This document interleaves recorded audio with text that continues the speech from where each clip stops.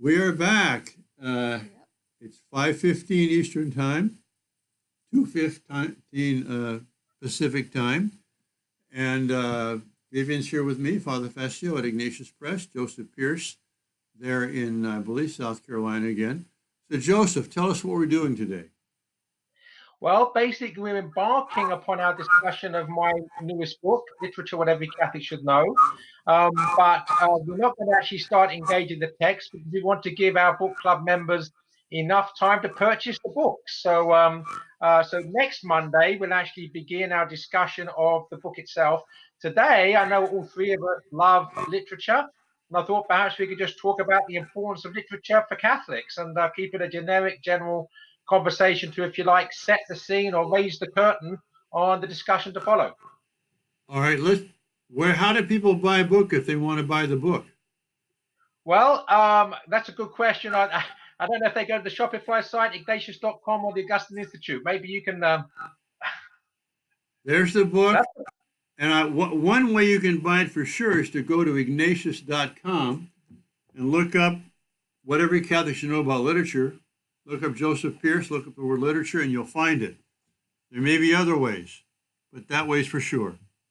Yeah. So literature, what every Catholic should know. If you Google that, go to Ignatius.com or everycatholic.org. There are various places you can actually purchase the book. So check it out. And if you can purchase it before next Monday, or actually preferably as soon as you can, so you can do a bit of reading. What we can do, I suppose, is actually give the reading for that. Now, let's assume as we're going to spend 3 sessions on it, which has been sort of pretty normal for books of this sort, which would mean that we want to be spending something like 70 pages. So why don't we request that people read up to and including chapter 9, up to Miguel Cervantes? No, I think we decided it was going to go from chapter 1 to chapter 6.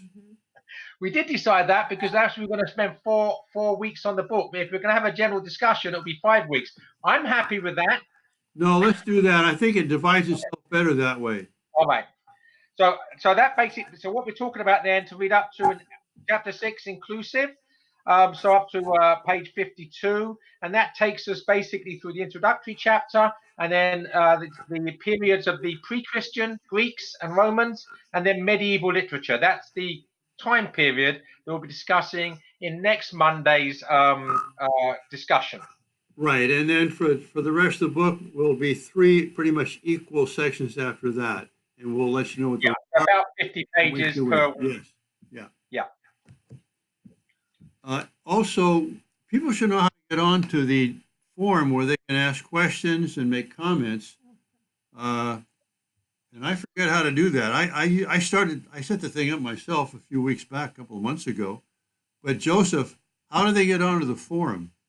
You know? Well, well, as far as I know, you go to forum.ignatius.com. I think that's the web address for it. So I'll read that again.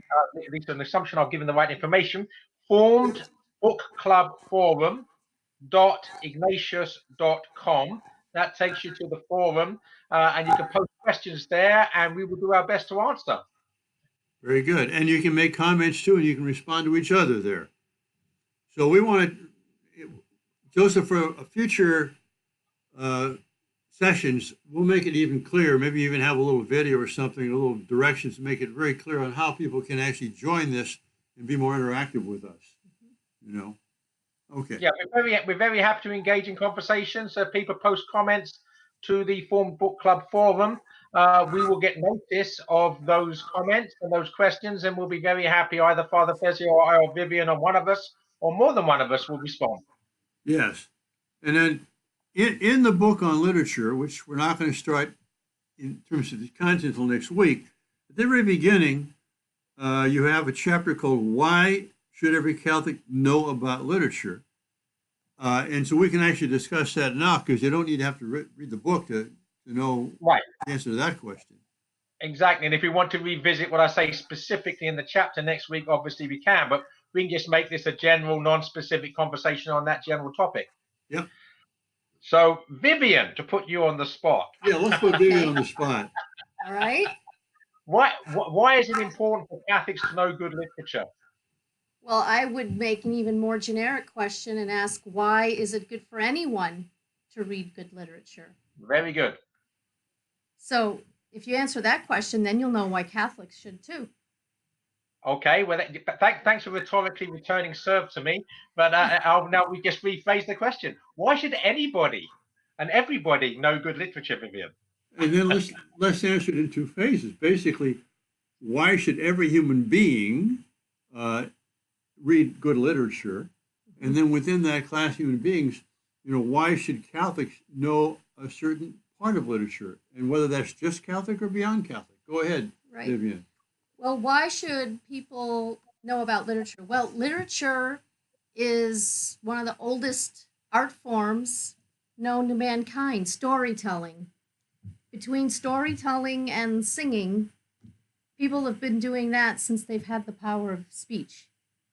And why do we tell stories? We tell stories because it's a way to look at life and look at ourselves somewhat removed so that we can gain wisdom about what it means to be human. And so good stories are the stories that leave you at the end with, oh, okay, I see that now, or I get that now, or not in the same way that reading other bodies of knowledge, because it's not precise, it's not exact. You're going to have to draw a lot of your own conclusions where your own experience fits or not. But good literature leaves you with that aha experience about yourself. Okay. Father, do you want to take up the cudgels? A little bit on that. Lewis has an essay, I think it's called On Stories, in one of his book of collected essays. I think it's a book of essays presented to Charles Williams, which, by the way, is very good reading. It is Bible excellent. reading. But I think one thing he says there is that literature allows you to kind of filter out certain things. For example, you can say it was a dark and gloomy night, and the rain was coming down, and you can arrange events so that you really bring out a certain feeling, a certain experience, which in normal life is too spread out. You don't always get it. It's like in our lives, we have chronos, which is time, second by second. We had kairos, which are special moments. And you can't predict them. You can't always make them happen. Look back on your life. There's certain events. If you're going to tell your life story, you don't say every day what happened at 8 a.m. No. But there's certain things that happen. You fell off a cliff on this, or you climbed the tree and found this. And what literature can do is to take one's experiences and kind of condense them like that and give you a richer understanding of some of the experiences of life. That's right. Uh-oh. Now, By the way, there's Joseph is a here. question mark. Usually that comes off. There you go. No, but we've lost him. But you've lost him. Go back to your rendezvous dashboard. Let's see if he's there. Oh. Hey, folks, you're watching us as we try and solve Joseph is lost another in space. technical problem here. Rendezvous dashboard. And I don't know if you can hear us. Oh, there he is. There he is. But not there. No. Oh. No, he's not actually in. That was an old image. Oh. So you gotta go back to rendezvous. Should we take a break? Well, Joseph, I don't. He's not there. Disconnect. Here and reconnect. Joseph, of course, he can't hear us. Oh, wow. What is? Okay. There he is. All right, there you're back. There, very good. Back in again because everyone froze on me. I don't know if you could hear me, but I certainly couldn't hear you. Okay, we can hear you and you can hear us. We're back. Okay, good.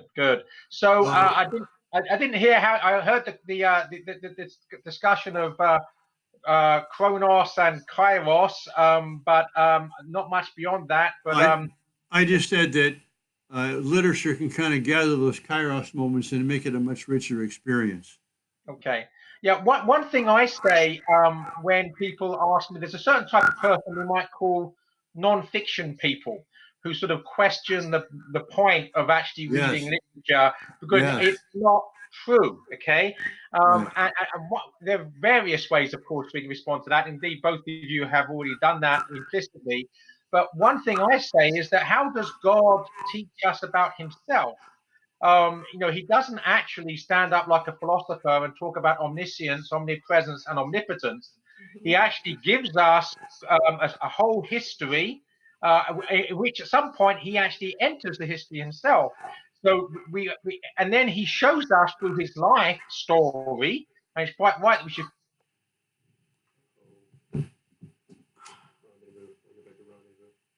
Yeah, Joseph is lost again. I don't. I think he's got something wrong with his. I want to go here to the statistics and show if it's. Are we seeing any bad statistics here? No, our statistics are fine.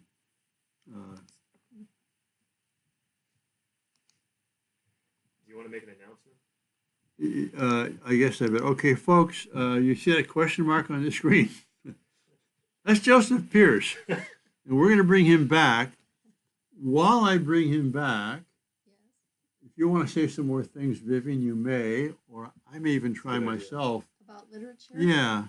All right, so Joseph left off saying that God himself is a storyteller, and that's the principal way he reveals himself is through the stories, the salvation history story.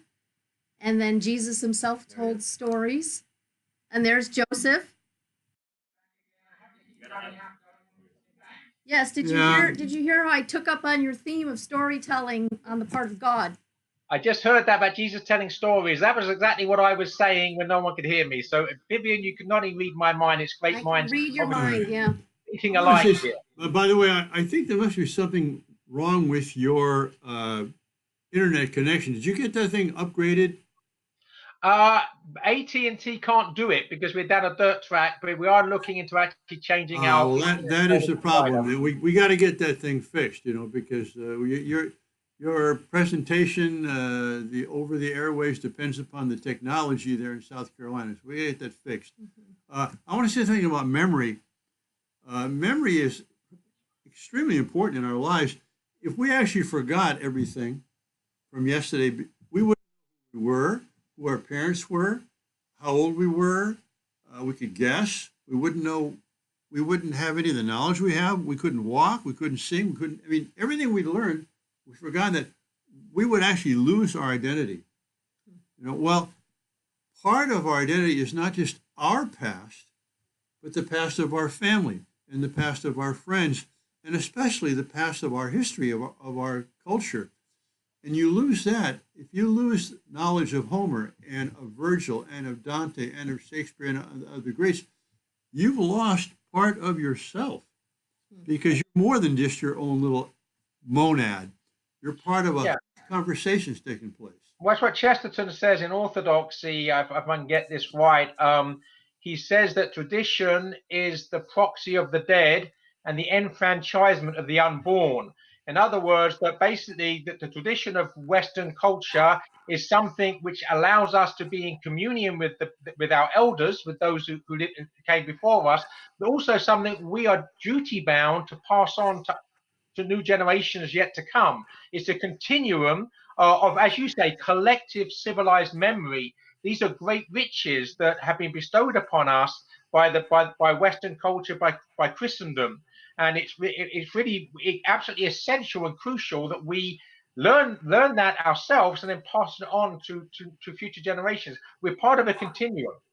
Yes, and I would say two things. Back on the question of truth and fiction, if you want to really have access to the truth, is it better to read The Lord of the Rings or The Washington Post? If you got to make a choice, Lord of the Rings would help you a lot more than The Washington Post will. Well, one tells more truth than the other, that's for sure. Secondly, nowadays, because history and literature is cumulative, I mean, there's always more of it. And you can find right now in 21st century, new books, fiction and nonfiction, available, some through publishers, some self-published. There's just so much you can't possibly even make a dent at reading it all. And we can't wait 50 years or 100 to find out what's going to stick, what's going to last, what's worthwhile. But with the past, we can. If books have been handed on to us, it's not because a bunch of antiquarians out there have been saying, let's collect everything. No, it's because our brothers and sisters in the human race have experienced certain works of literature to have been above and beyond the rest and worth saving. And so, in a certain sense, history has done a great service to us by getting rid of all this stuff, which is not so good. Right. Right. Uh, The same thing Vivian. with music. You know, the Yes. music that lasts, the music that's treasured today, that's old, it's because there's been a gleaning process. Uh, the corporate function of weeding out the tares from the wheat. That's a process that goes on through time, and that's why we end up with these lists of great books or these lists of great compositions or the that's it isn't that just like you say some committee somewhere decided. No, this is the vote of generations. It's the proxy of the dead, as Chesterton would say. Right. And also, one of my favorite sayings of Lewis is that fashions are always coming and going, but mostly going. In Yes. other words, That's if true. something's up to date, pretty sure it's going to be out of date soon. It's one of the things you can predict about it. Yeah. So it's those things that are perennial that last. And again, I sometimes talk about the difference between the Heidegger Geist and the Zeitgeist, between the Holy Spirit and the Spirit of the age. Because if something speaks from that which is always, such as that which is the everlasting man and the everlasting truth, then it's going to be relevant. That's why Homer is still relevant and Dante is still relevant and Shakespeare is still relevant. But if something is merely speaking to the zeitgeist, to that which happens to be fashionable today, chances are 100 years from now, no one's going to be the least bit interested in it. Well, there's a wonderful book. Well, all Willis's books are wonderful in my view, but there's one called An Experiment in Literary Criticism, which is worth reading in its own right. But one thing he says there, he just says, and he quotes Athanasius probably, he says, it's a good rule for every 3 books you read, one should be over 100 years old. To keep a balance. So, yeah, you want to read new stuff, contemporary stuff, but you always want to keep a balance. You know something else? It gives us a standard. If someone has read Homer, or Augustine, his Confessions, or any really good book, that's a standard by which to judge what they're reading now. People, and Dorothy Sayers would say this too, that young people have to learn, old people as well, how to discern what's worth reading, what's not. Some books you should pick up and say, I'm not going to read that anymore. It's not worth it. Right. Others you say, oh no, clearly. And good books will lead you to more good books because it's a conversation. And there's 2 books I want to mention here. One, we printed long ago at Ignatius Press. We did a book called Another Sort of Learning by Father Jim Shaw, who died just a few months ago. Great person, great scholar. And the book in itself was a wonderful book, but I want to read the subtitle to you. Title is Another Sort of Learning. Subtitle, Selected Contrary Essays on How Finally to Acquire an Education While Still in College or Anywhere Else, containing some belated advice about how to employ your leisure time when ultimate questions remain perplexing in spite of your highest earned academic degree, together with sundry book lists nowhere else in captivity to be found. So it's a great kind of a... So, Father, can you ask me a question? You've been around with Ignatius Press since day one, which is a long while ago now. Is that the longest title you've ever published? Well, definitely the longest subtitle. Yeah. The longest total title, yeah. For sure. Although if you read books from the 17th, 18th century, you'll often find really long and descriptive titles like this. But it's a wonderful book that'll help you, guide you to other great books, and every other great book will lead you to more. And then on our forum, the Book Club forum, we actually have we've got information about Mortimer Adler's wonderful book, How to Read a Book.